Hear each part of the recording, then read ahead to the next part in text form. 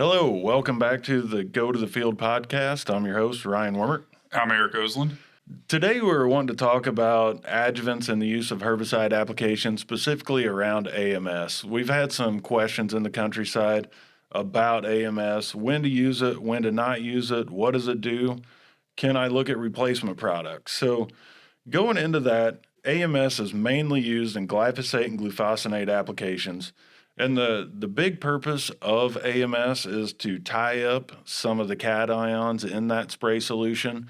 You've got some calcium cations, things like that, magnesium, iron. And what we're trying to do is tie up those cations and then make sure that that spray, the herbicide, is available and can be as effective as it should be. And another thing that AMS does, it does help lower the pH in some of the spray solutions, but it does not lower the pH as much as some of the adjuvants that are solely intended to reduce pH. Let's get into this, Eric. Let's jump into the glufosinate application and the purpose of AMS there. I know you've done a lot of work around the AMS within those glufosinate apps. Do you care to explain the active ingredient and some of that? Yeah, Ryan, talking about glufosinate, we're talking about the active ingredient of glufosinate, which some of the listeners might recognize some of the products formulated as Liberty, Interline, Inflame, Cheetah.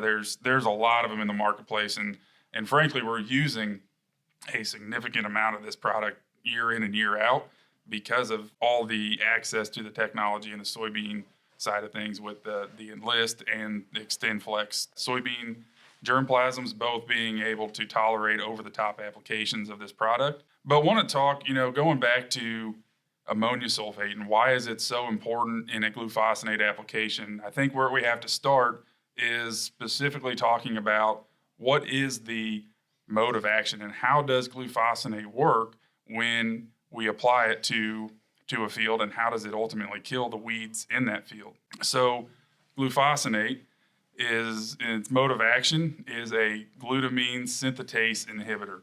So the glutamine synthetase, what it does essentially is it's responsible for the conversion and the metabolism of ammonia in a plant. So ammonia, without being metabolized, is toxic, to a water hemp plant per se. So if we knock out this glutamine synthetase, now we have a buildup of ammonia, which is ultimately what's responsible for the death of particular weed species. Besides what we talked about with what ammonium sulfate is doing and tying up the calciums and the magnesiums, another thing that it's doing that's extremely important is that it is surging more ammonia into the weed species as we're making that application, which helps accumulate additional ammonia, which ultimately is what helps terminate and kill that weed species. So that's essentially what we're doing is the sulfate ions in there is what's tying up and softening the water, what's tying up the calcium cations in that spray solution. And then we're throwing more ammonia at the plant. And technically you could look at it as almost additional active ingredient that we're putting into that spray solution with the ammonium sulfate. Is that correct, Eric? That's exactly right. I like to think about, when we're thinking about a glufosinate application, that ammonia, that AMS, is just as much contributing to that application as an active ingredient as it is an adjuvant. And why are we talking about this? I think it's the biggest part of it, to me, is Liberty, glufosinate, whatever you want to call it. It is one of the last defenses we have against water hemp. And specifically, that product is very fickle when it comes to applications. So you need to target weeds that are less than 3 inches tall. You have to have warm temperatures, high humidity, bright sunlight. So this thing is very fickle and it's tough to control. You want to make sure all the applications that you make are going to be somewhat less than ideal unless you catch that perfect day. I mean, farming's an imperfect world. Yeah, when we think about all the different ways that glufosinate can fail in an application, I think sometimes we can't control all of those things, but one of the things we can control is that the products that we're putting into the spray tank and partnering with the glufosinate are ultimately going to give it the best chance for success that we can. And, we talked about some of these AMS replacements that are in the market. One of those that's seeming to gain some popularity are some of these pH modifiers. And what these pH modifiers are doing are lowering the pH of the solution, and essentially they're also acting as somewhat of a water conditioner. So they're tying up these calciums and magnesium ions. But what they don't have, and what we just explained, what these products don't have generally is that ammonia component, which is a very important component for a glufosinate application. Well, a lot of these products, the AMS replacers, gained a lot of popularity when dicamba was released because you couldn't use ammonium sulfate in those applications, so we had to have something to soften the water to use with our glyphosate applications, but then you couldn't use AMS because it increased volatility, from what I understand. That's right. And a lot of people that are mixing up tank mixes, they like these products oftentimes because you have to use a lot less of that product compared to an AMS based product to achieve the same outcome. So if we can put in, a couple ounces of a product versus dumping some bags of AMS, pounds on top of pounds, obviously that can be appetizing for some. Simplicity is nice at times, for sure. There are a lot of products out there, too, that are jugged AMS containing products, in the liquid form. Some people want to get away from the dry products just because it's a little simpler to use in a liquid form, which there are liquid AMS options out there. We can get into that in a little bit. If you're looking at some of these jugged AMS containing products, I think the biggest thing to me is look at the label. How many pounds of AMS are you getting per gallon? And from there, some of these AMS containing products are like 3.4 pounds per gallon. So in a glufosinate application, you would need a gallon per acre of these products to get the equivalent of what's, I guess, best or necessary for those applications. Let's dive into that. We probably should go through some of the recommendations of what we think. Glyphosate applications, it does not take as much product. The way a lot of the labels state for glyphosate, your Roundup applications, 8.5 to 17 pounds per 100 gallons of spray solution. So that's another thing I think we need to talk to our listeners about too, is when to add the AMS products. I think a lot of people know, but it's important to get these AMS products, water conditioners, in to treat the water before any herbicides are added, correct? That's exactly right. Once that herbicide interacts with these ions. So if we introduce a glyphosate or a glufosinate into the tank prior to that water being conditioned with something like AMS, what that glyphosate will do is it will bind with those ions, and that bond is basically irreversible. We can't reverse that bond once the glyphosate or glufosinate attaches to a calcium or magnesium, and once that attachment is made, basically those particular products are no longer active as a herbicide. So in essence, if we introduce the glyphosate into the hard water before we treat it, you have a less effective herbicide. That's exactly right.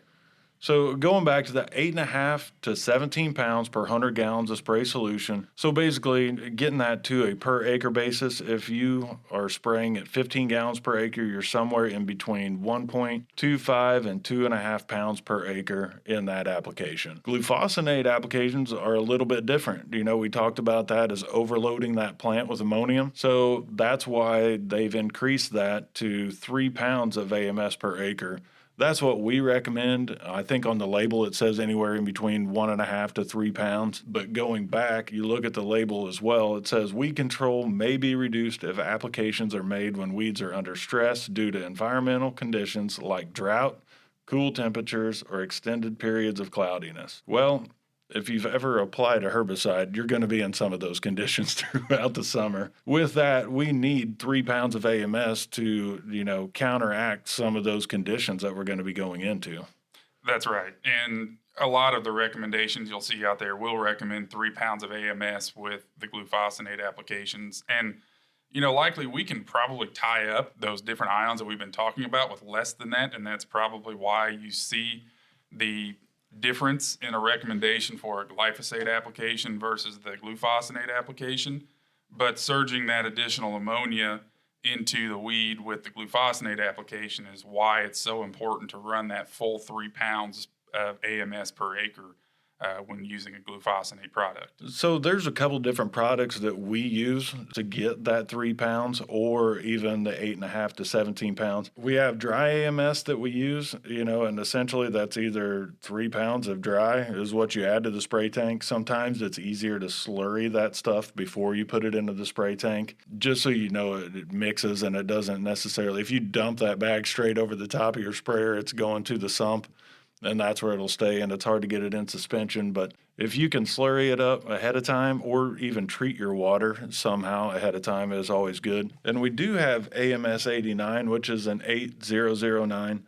So it delivers basically 1 pound of AMS per quart. So in glufosinate applications, we're using 3 quarts. In glyphosate applications, we're using roughly around 3 pints in those 15 gallon per acre applications. And it's essential, like we said, I think it's important that you add and treat that water before any herbicide is added to the tank mix. I think we've covered a lot of the points we were wanting to make, but I do want to recap a few, highlights from this episode. One of the things is that I don't think we're knocking some of these AMS replacement products. There's potential that they have their fit, and I'm not necessarily debating their efficacy and whether or not they contribute to the success of a weed control application. I think it is something that we're probably going to be taking a look at a little bit, throughout the summer and in some of our applications on what these products contribute or perhaps don't contribute to an application. But I think what's important is even when using some of these AMS replacement products, and especially if they do not contain any ammonia, we still need AMS in that tank mix. We need that AMS to help overload that ammonia in the water hemp plant, especially when we're using a glufosinate herbicide for that post control. For sure. I think the biggest thing is too, with these Liberty applications, we want to get it right. It's one of the few tools that we have in the toolbox left to control water hemp, and we have to do it right.